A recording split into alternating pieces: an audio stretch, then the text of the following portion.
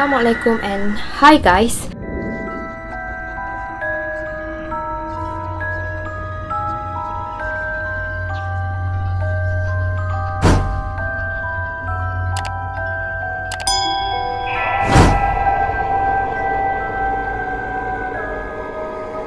So hari ni I akan ceritakan pengalaman mistik, iaitu upacara ritual untuk panggil syaitan. Jadi ada pelbagai cara ritual untuk panggil syaitan yang terkenal dekat dunia ni, termasuklah seperti dengan menggunakan Ouija board, Bloody Mary, Charlie, ritual leaf, dan salah satu yang terkenal dekat Nusantara adalah jelangkung.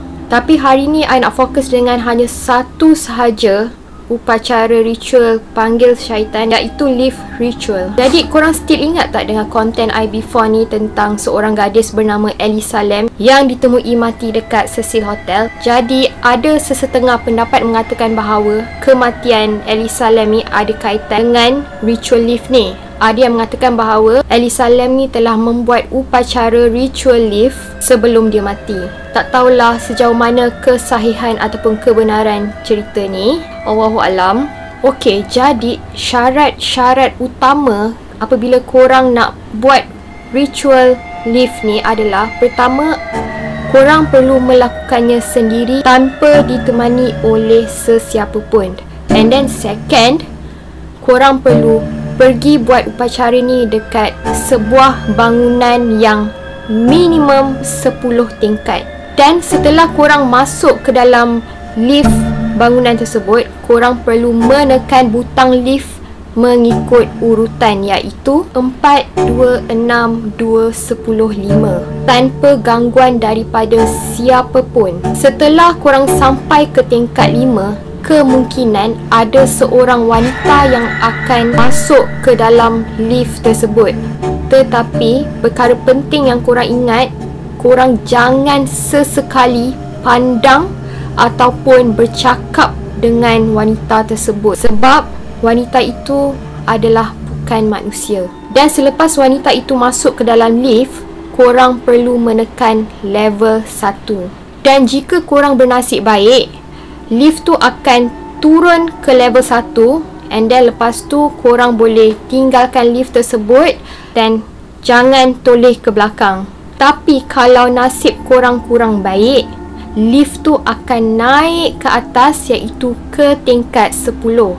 Dan apabila pintu lift itu terbuka, jika korang nampak ada seperti tanda merah ataupun ada tanda salib, bermaksud korang sedang ada di dunia yang lain. Oleh itu, jika korang ada dekat lift tingkat 10 tu, disarankan korang please lah jangan keluar daripada lift tersebut, sebab kemungkinan besar korang tak boleh patah balik ke dunia asal. Dan jika korang ingin kembali semula ke dunia yang normal, korang perlu mengakhiri ritual tersebut dengan menekan level lift dengan urutan yang sama seperti awal-awal tadi korang buat. Dan sesampai saja korang di tingkat 5 semula, korang perlu tekan balik level 1. Jadi hari ni I nak ceritakan tentang satu pengalaman yang diceritakan oleh seseorang, iaitu Semi. Jadi Semi ni telah ceritakan pengalaman dia dekat website bernama reddit.com. And then Semi ni awal-awal lagi dia dah cakap, before ni dia memang tak percaya langsung dengan benda-benda mistik ni, dengan ritual panggil setan ni semua. Dia memang ada rasa ragu-ragu lah. Tapi disebabkan benda ni sangat famous and sifat ingin tahu dalam diri dia sangat tinggi, satu hari dia berniat untuk buat ritual lift ni lah, iaitu time tu pada hari Sabtu. Dan Semi ni dia tinggal dekat sebuah apartment di tingkat 11, and masa tu Semi telah buat keputusan yang dia nak buat ritual lift ni dekat dia punya apartment sendiri. Mula-mula Semi cakap masa dia nak start buat upacara ni, dia rasa macam ada sesuatu yang menghalang dia daripada meneruskan buat benda ni tau. Tapi disebabkan sifat skeptikal yang sangat tinggi dalam diri dia, akhirnya dia teruskan juga niat dia untuk buat ritual ni. Jadi Sammy dia cerita permulaannya dia start buat ritual ni daripada tingkat 1, kemudian dia tekan butang lift mengikut syarat upacara ritual ni lah, iaitu 4, 2, 6, 2, 10, 5, 1. Dan menurut Sammy, time tu tak ada perkara pelik pun yang berlaku. Dan dia juga cakap tak ada langsung perempuan yang muncul di tingkat 5, and at the same time lift tu tak ada naik ke tingkat 10 pun time dia cuba tekan ke level 1. Dan akhirnya Sammy memutuskan untuk pulang balik ke apartmen dia, iaitu ke tingkat 11. Dan time tu dia berasa sangat puas hati. Selama ni dia punya skeptikal tu akhirnya buktikan yang benda ni betul-betul mengarut. Tapi bila malam makin menjelma, keadaan makin pelik tau. Bila Sammy ni susah sangat nak lelapkan mata. Padahal menurut Sammy, dia ni selalu tidur awal disebabkan jadual harian dia yang sangat busy. Dan dia cakap paling lewat pun dia tidur adalah pada pukul 11.30 malam. Tapi dia kata kali ni macam ada sesuatu yang tak kena tau. Puas dia pusingkan badan, dia mengiring, dia menelentang, dia meniarap, tapi still dia tak boleh tidur. Dan keesokan harinya apabila Sammy bangun, dia kata badan dia sangat keletihan dan seluruh badan dia berpeluh. Dan hari itu merupakan hari Ahad, dan macam biasa Sammy mulakan hari dia dengan membersihkan rumah, and then after that dia plan untuk pergi ke supermarket untuk berbelanja. Lepas tu menurut Sammy, time dia nak keluar je daripada rumah dia sebab dia nak pergi ke supermarket, dia terkejut tau sebab lift dekat apartmen rumah dia tu rosak. And time tu lah Sammy ni dia start fikir, ni ada kena-mengena ke dengan ritual yang aku buat semalam? Tapi lepas tu Sammy ni malas tak fikir panjang. Akhirnya dia menggunakan tangga untuk pergi membeli barang runcit. Dan hari tu Sammy menjalani hari minggu dia sama macam before ni. Dan menjelang pukul 10 malam, masa tu Sammy ni dah bersedia tau untuk tidur. Tetapi secara tiba-tiba dia ada terdengar bunyi tangisan dan teriak sangat kuat dari luar pintu rumah dia. And time tu lah Sammy ni dah start rasa pelik. Sebab time tu dia tersedar hanya dia seorang je yang tinggal dekat level 11 tu. Sebab menurut Sammy, jiran dia tengah pergi holiday. Jadi siapa yang menjerit dan menangis tu kan? And then Sammy terus buka pintu and keluar untuk periksa bunyi bising tu datang daripada mana. And then lagi sekali Sammy terkejut sebab dia ternampak ada bekas jejak kaki yang masih basah lagi. Dan bekas kaki ni seakan-akan macam bekas lumpur tau. Tapi lumpur ni color dia bercampur dengan seakan-akan warna merah pekat. Dan menurut Sammy, bekas kaki ni macam bekas kaki yang tengah luka, and then dia berjalan dekat atas lumpur. Dan time tu disebabkan rasa ingin tahu yang sangat tinggi dalam diri Sammy, Sammy ni pun ikutlah jejak langkah kaki tu.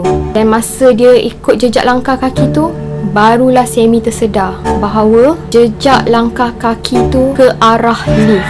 Dan lebih mengejutkan lagi, lift yang tadi siang rosak, sekarang ni dah boleh berfungsi macam biasa dah. Dan tanpa fikir panjang lagi, Sammy terus menuju ke lift tersebut dan masuk ke dalam lift tu. Dan pada masa yang sama, menurut Sammy, dia memang berniat nak turun ke level bawah sebab dia nak check dengan security guard siapa yang telah dibenarkan akses untuk naik ke tingkat 11. Dan Sammy pun turunlah dari tingkat 11, 10, 9, 8, 7, 6, 5. Dan ya, Sammy ternampak seorang wanita dengan rambut yang sangat panjang dan hitam pekat dan memakai gaun compang-camping berwarna hitam sedang bersedia untuk memasuki lift tersebut. Dan time ni lah Sammy tersedar yang wanita tersebut bukanlah manusia. Time ni Sammy cakap dia rasa sangat takut, terlampau takut. Dia memang nak sangat larikan diri, tetapi macam ada sesuatu yang menghalang dalam diri dia yang membuatkan Sammy terus kaku berdiri dan tak boleh bergerak. Dan time tu pandangan Sammy terpaku di kaki lembaga wanita tersebut. Di sinilah barulah Sammy tahu bahawa dari mana sumber jejak langkah kaki di tingkat 11 tadi. Dan menurut Semi, kulit lembaga wanita tersebut nampak sangat reput dan usang, dan bau yang keluar daripada badan lembaga wanita tersebut sangat busuk. Menurut Semi, terlampau busuk sehinggakan dia rasakan seakan-akan bau sejumlah bangkai mayat yang sudah reput. Dan ketika Semi memandang wajah lembaga wanita tersebut sekilas, wanita tersebut sedang tersenyum ke arah Semi.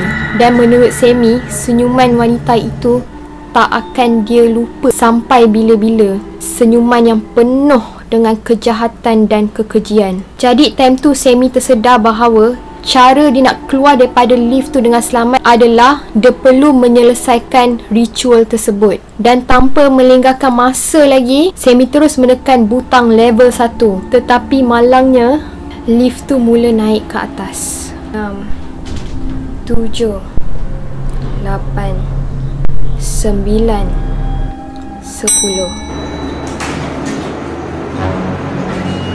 Dan menurut Semi, masa ni dia rasa sangat tertekan dan bergelut untuk tidak berkata apa-apa, kerana menurut Semi, suara lembaga wanita itu seakan-akan bermain di fikiran dia, mengatakan bahawa, "Kau nak ke mana, Semi?"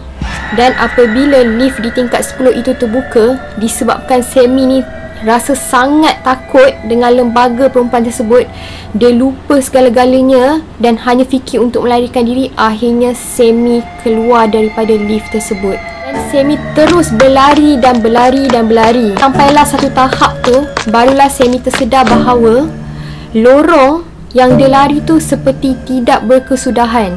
Dan pada masa yang sama, Semi ternampak langit berwarna merah dengan salib yang sedang terapung dan terbakar. Dan menurut Semi, lagi menakutkan lagi, salib itu diperbuat daripada anggota-anggota badan yang telah dipisahkan. Semasa Semi hayal tengok salib dan langit tersebut, tiba-tiba Semi tersedar balik, and then dia patah balik dan berlari ke lift semula. Bila Semi berjaya pulang ke dalam lift semula, dia sedar bahawa dia perlu melakukan ritual tu balik. Yang peliknya kali ni tiada gangguan lagi tau.